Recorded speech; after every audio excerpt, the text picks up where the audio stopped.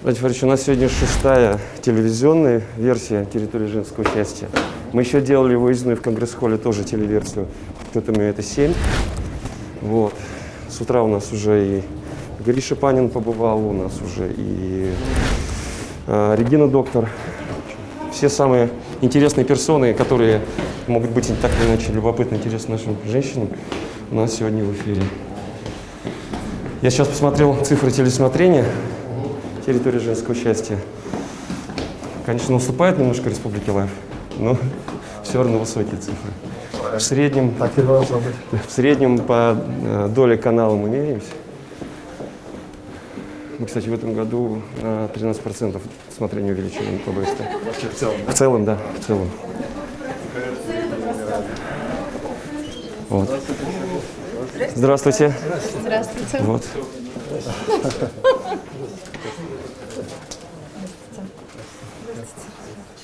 У нас традиционно весь этаж, когда территория женского счастья, превращается в одну большую гримерку, потому что участницы в основном девушки и милые дамы, и просто так, без марафета, они в эфир, к сожалению, идти отказываются. К счастью. А может быть. Я всегда говорю, вы и так красивые, вы и так красивые. Ну, смотрите, самый красивый министр у нас, да, ну какой грим. Но тем не менее, Ленара Хакимовна тоже гримируется. Может, пройдем пока, Ради Фаридович? Да? Здесь у нас героини проекта «Преображение». Здравствуйте. Ой, красивые. Они очень красивые, да. Они обычно стесняются этого, но... Сегодня не мешает. Да. Вот, я так пока ждала, тоже смотрела, вообще такая передача интересная. Да? Ну вот, можете пересмотреть наши предыдущие выпуски. Можете пересмотреть наши предыдущие выпуски. Там очень много полезного. Там много полезных вещей там и для дома, и по кулинарии, и по всяким разным. Да, здорово вообще. И самое интересное, пока я ждала, все такое было актуально, за что вот, чем я занимаюсь, в том плане, что на хоккей хожу, да, там подписано на Григория Панина, и тут он, ну и вообще здорово, спасибо большое. Спасибо вам, что участвуете. Спасибо большое. Спасибо С вам. наступающим Новым годом. В вашей семье, да, было много-много-много Счастья, здоровья, благополучия. И вам тоже здоровья, счастья, успехов. Спасибо вам С за вот эту наступающим прекрасную передачу. Всего самого Силу дает счастливого. всем женщинам. Они говорят в Москве и в других регионах. Это наша визитная карточка. Что смотрят, Карина Владимировна, сотворила другие чудо регионы, очередное. да, и Москва, Да, и Питер да, смотрят. молодец. Спасибо вам. Спасибо, да. Спасибо. До Вообще свидания. отличная идея. Я желаю, чтобы у нас в следующем году территория женского счастья воцарилась во всех районах. Потому что все ждут безумно. Я знаю, Мы что стараемся, все мы очень... каждый месяц Да. выезжаем, мы не останавливаемся, каждый месяц наступающим. мы выезжаем. Будьте Спасибо большое, счастливы. дорогая. Спасибо. Здравствуйте еще раз. Спасибо вам за принятие участия Ну, что вы. в такой интересной дискуссии. Нам было интересно послушать. Интересные девчата, конечно. Я не очень доволен. У меня, понимаете, я писатель, у меня мышление эпистолярное. Когда пишу, слова появляются, а когда начинаешь говорить, что-то теряешь, ну... Ну, вы очень хорошую мысль сказали в конце. Прям Ради Фаридович, мне кажется, по запись прям взял. Когда вы про женщин там говорили, что каждый мужчина должна быть правильной женщиной. Да, и все, это, да, ну, это прям факт, куда очень. деваться. 25 лет не был, естественно, идеальным мужем. Это моей жене, Танюше, понадобилось лет 20, чтобы как-то меня приблизить к тому идеалу, который бы ей Так хотелось идеальных иметь. не бывает. Ну, нет, приблизить немножко. Вот. А сейчас вот уже сколько, 51 год вместе живем. Сейчас у нас такие отношения, ну как полное счастье. Гораздо лучше, чем еще во время свадьбы. После это первые годы такое состояние, вот, полное взаимопонимание. Мы как бы одна душа. Желаем вам Спасибо. в новом году тоже, чтобы все сбылось, все, что вы задумали. Большое спасибо. Здоровья, благополучия вашей семье, детям вашим. У вас их 5 да? Да. Желаю, Ради Фаридович. Да? Я думаю, что ребята тут так суетятся. Вон что. Да.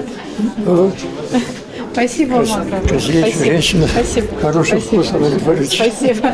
Карина Владимировна, прошу прощения. Мне кажется, что даже и не знаешь, где интереснее То ли там, на площадке, то ли вот такие общения после. Ну, я думаю, что закулисное общение – это всегда самое интересное. А вы тоже для себя что-то новое узнаете? Конечно, конечно. Очень много нового всегда. И даже смотрю сюжеты, которые мы вроде бы снимаем, конечно, обсуждаем заранее, что и как, но мы же не знаем, о чем будут говорить профессионалы, поэтому это всегда интересно. Сколько уже территорий женского счастья вы сделали? Ну, телевизионный проект это уже 2-й год, а вообще уже почти 3 года, 2,5. Детище? Да, всей команды, как-то у нас вся команда собралась, которые пришли, захотели это делать, а не потому что, я думаю, что для них, для всех это не работа, это их какое-то дело, в котором они хотят себя выразить то, что они умеют, поделиться тем, что они умеют, то, что знают. Хотела спросить у вас, вот территория женского счастья. Название почему такое все-таки? Ну, потому что изначально был проект рассчитан на то, чтобы помогать вообще и работать с женщинами, с семьями. Но у нас женщина, она же за все отвечает. Через женщину доходит информация о том же здоровом образе жизни для мужчин. Через женщину доходит информация, вообще к семье доходит информация через женщину. Ну, вот и ваша семья. Я пошел. Да. Удачи. Карина Владимировна, самый волнующий момент, да? Самый главный герой? Ну, для меня-то, конечно, он всегда самый главный герой. Спасибо. Ради Фаридович, пройдемте сюда. Вот к этим замечательным людям. Счастливый Новый год. Наступающим. Привет. Если рядом с вами кто-то нарушил технику безопасности и обратились, помните, новогодний стол – это не аптечка. Карина Владимировна, вот буквально через несколько минут Ради Фаридович Хабиров будет у нас в эфире, у вас в эфире, у нас в эфире. Ну, а вы стоите здесь, вот в стороне, не хочете пойти туда к ним? Нет, конечно, хочется стоять, просто смотреть, быть рядом. Зачем идти к ним? Я думаю, мужчина сам справится, сам знает, что ему делать. И наш...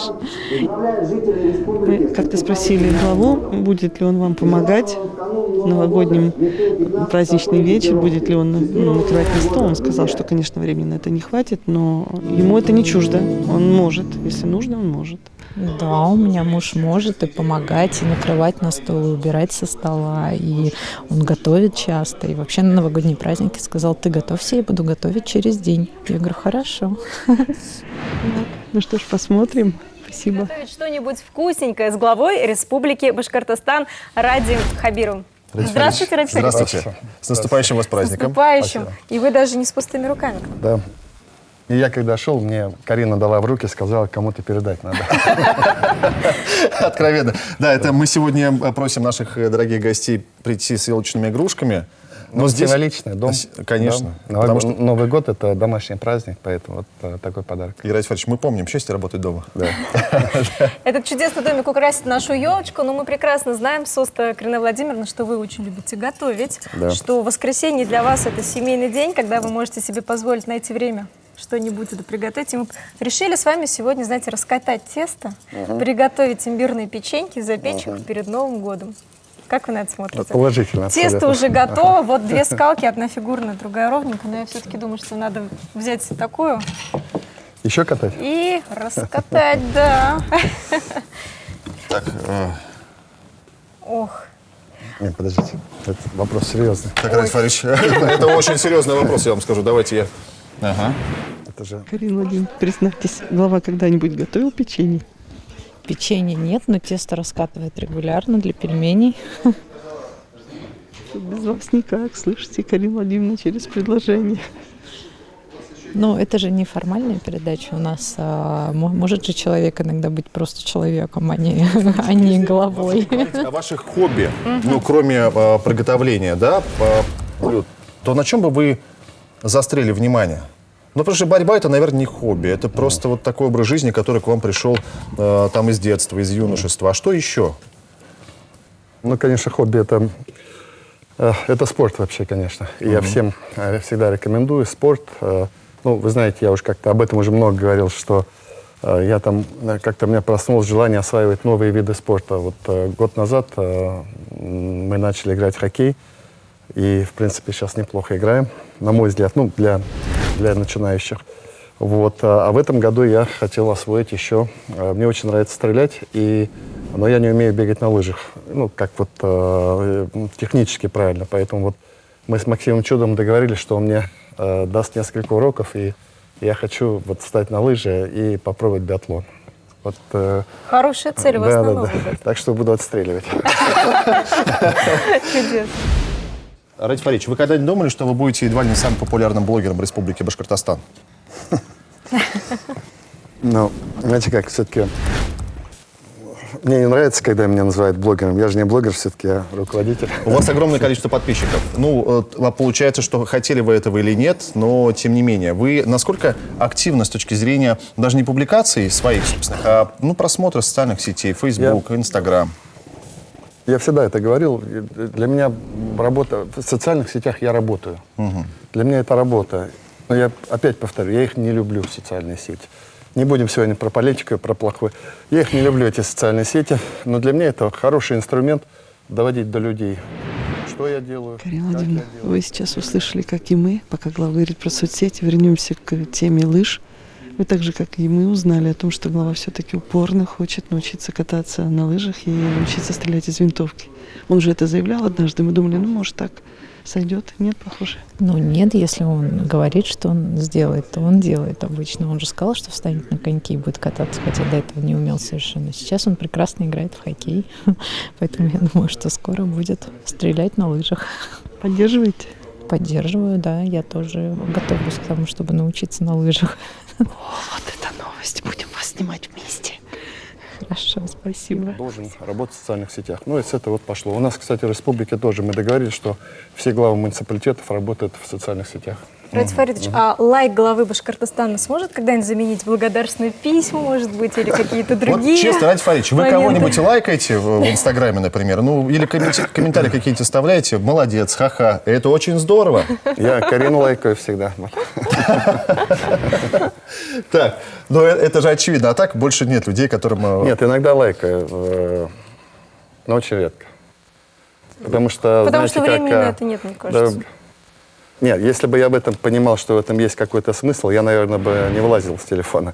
Вот, просто более такое шутливое, наверное, скорее вот такое дело. Ну, среди коллег, там, близких это, наверное, встречается. Вот больше всего лайкаю жену. Ну, можно еще один вопрос личного характера, затем мы продолжим. Радик Фаридович, скажите, пожалуйста, какая литература формирует мировоззрение руководителя, в данном случае Радия Хабирова? Мы все знаем, кстати, благодаря Инстаграму Карины Владимировны, что одна из книг — это «Мастер и Маргарита». «Мастер и Маргарита» — это такая книга, она как, знаете, вот на века, то, что называется. Мы ее перечитываем постоянно. У меня есть книга, где я сделал закладочки по всем выдающимся фразам, которые есть, и которыми можно жить и употреблять в жизни, и руководствоваться ими. Вот. Это же меняется, когда ты переходишь какие-то возрастные этапы и так далее. Вот у меня сейчас, я, как говорится, подсел на жизнь замечательных людей. Жизнь замечательных людей. И очень люблю. А это целая история. И, как правило, очень интересные исторические персонажи. Это руководители? Да, это император, это монархи, Рюриковичи, все Романовы, практически всю династию я перечитал. Вот, потому что, знаете, это реально очень интересно. Это, кстати, полезно. А можно я вас верну немножко к теме женской, потому что мы на территории женского счастья. Вот совсем недавно в нашей деловой гостиной Тамара Танцыкужина, вице-спикер парламента нашего башкирского, сказала, что было бы неплохо, если бы 45% на депутатов все-таки были женщины. Вы как-то можете эту цифру согласовать, подкорректировать? И вообще, нужно ли это женщинам? Нужно ли это вообще? Радик Фаридович? Я всегда не был сторонником устанавливать квоты для молодежи, для женщин в каких-то государственных органах, в парламенте. Это вопрос, наверное, больше к женщинам. Если вы задали бы вопрос, как вы относитесь к женщинам, как к коллегам, как к работе, самое лучшее впечатление, самые лучшие рекомендации, скажем так. У нас, вы знаете, в республике впервые появилось 2 женщины главы муниципальных районов, и я могу сказать, это одни из самых. В Иглинском районе Гузель Раисовна и Зухра Улитбаевна в Кигинском. Это самые активные, на самом деле. Очень живые, такие, знаете, очень подвижные и такие пассионарные руководители. В принципе, у нас в наших таких каких-то планах мы присматриваемся, ведем кадровую работу, что какие-то женщины. То есть вам этот опыт понравился? Этот опыт понравился. Парламент, мне кажется, это тоже место для работы женщин. Но, с другой стороны, посмотрите, вот та часть, то, что мы называем некоммерческой организацией, гражданское общество, практически все, вот даже ваша территория женского счастья, это ваш коллектив, ну, за исключением Дмитрия Каретко. Его в этом коллективе называют аппендиксом, Ради Фаридович, Дмитрия Каретко, поэтому. Но мы должны иногда мешать или присутствовать. Поэтому это женская история. Вот это женская история. Это о добре, о помощи, о каких-то гуманитарных вещах. Мне кажется, каждая женщина сейчас может найти себе какое-то вот место и приложение. Я напомню нашим зрителям о том, что сегодня Ради Фаридович любезно помог нам раскатать тесто. Да, это имбирное печенье. Ради Фаридович, да. И это, кстати, замечательные подарки будут. Мы, с вашего позволения, можем провести с вами короткий блиц-опрос? Давайте. Ну, короткий вопрос, короткий ответ. Просто такие интересные для нас моменты. Скажите, пожалуйста, какой предмет в студенчестве вы не любили? Не любил предмет. Сейчас скажу. История государства и права зарубежных стран. Звучит, конечно, так, чтобы этот предмет уже автоматически еще до его изучения не любили. В зачетке было 3 четверки. И вот как раз одна из четверок, все остальные были пятерки. Вот как раз история. Ужасно тяжелая. Там нужно запоминать, Да, начиная с законов Хаммурапи и завершая Конституцией США. Это такая история. Карина Владимировна, а вы знали об этом? Нет, то, что самый любимый предмет, нет. Следующий вопрос. Вот у нас же все супергерои обладают какой-то сверхспособностью. Какой сверхспособностью вы бы хотели обладать? Обладать? И, знаете, вот мне, в принципе, так комфортно самому с собой. Мне всего хватает. Телепортироваться. Телепортироваться, кстати, хорошее, чтобы вот путешествовать. Быстро, вот путешествовать. А для работы всего хватает. Ради Фаридович, какую песню Элвина Грея вы чаще всего слушаете в машине? Я в машине сплю всегда, когда езжу, потому что это... А я тебе говорил, Радик. Это просто он просил задать этот вопрос. Ну, вы знаете, у него уж такая забойная песня, которую мы все любим, «Уфтанма». Уфтанма. Да. Карина Владимировна, а есть такие вопросы, которые вы просили не задавать вашим ведущим в главе?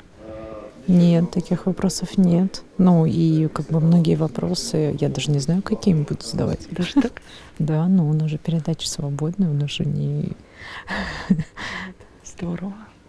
Отлично. Еще один вопрос, и, Альбин, я с твоего позволения сам зачитаю его. Если про вас будут снимать кино, то кто должен быть в главной роли? Козловский или Петров?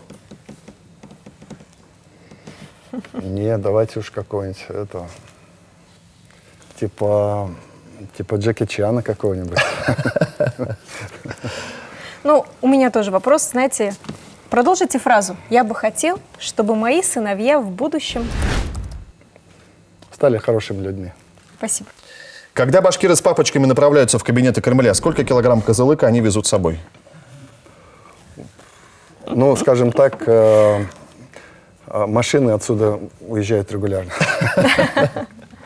Ну, я в основном, а если серьезно, мы вот так получилось в прошлом году. Мы мед отправляем в больницы, прям большими объемами, потому что мы обращались, вот в прошлом году мы несколько раз обращались к врачам Склифосовского для того, чтобы наших поддержали. Мы туда отправили много меда, вот, в лечебное учреждение много меда отправляем. Ну, как-то вот большой теплотой встречают. Еще несколько вопросов. Да, какими бы 3 словами вы бы могли охарактеризовать пост главы республики?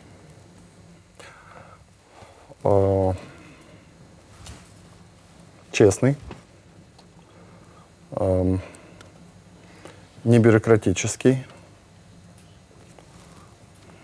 и целеустремленный. Ради Фаридович, ваше любимое женское имя на букву «К»? Вы ответили.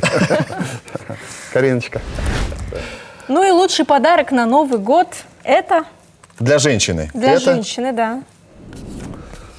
Мне кажется, чтобы ее любили, чтобы все родные и близкие были живы-здоровы, чтобы были рядом, чтобы вот сели уютненько, там, неважно, какой размер квартиры, неважно, просто все собрались вот около елочки и согревались теплом друг друга и всегда смотрели в будущее с надеждой. Спасибо вам большое. Спасибо, что вы пришли на нашу территорию женского счастья, осчастливили наших телезрительниц, уделив им внимание. Это самое ценное. Спасибо большое. Ради Фаридович, мы думали, вы подольше будете Нет, все, уже пора идти. А хорошие слова сказали?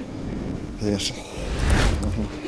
Радович, территория женского счастья, вот уже второй раз вас спрашиваю, вызывала довольно такие скептические у вас вначале мысли. Вы, ну, я понимаю вас, да, жена ваша, как это воспримется, а теперь вы видите результат, вы видите, что это нужно.